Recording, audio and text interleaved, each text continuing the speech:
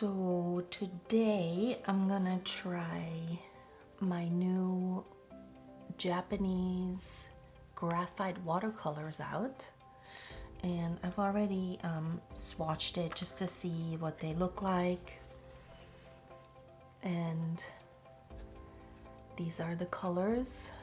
Disregard my little marks over here. They seem to be a little bit on the darker side. We'll see. And I don't know if I'm gonna use all of the colors either, but I'm gonna start and see where it's gonna take me.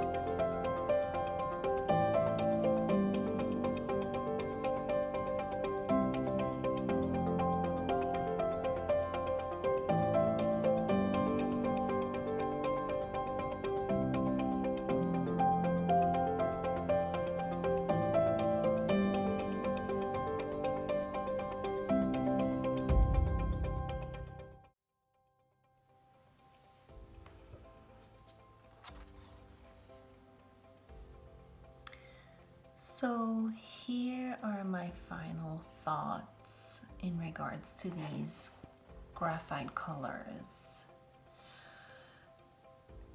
Overall, I love how they work.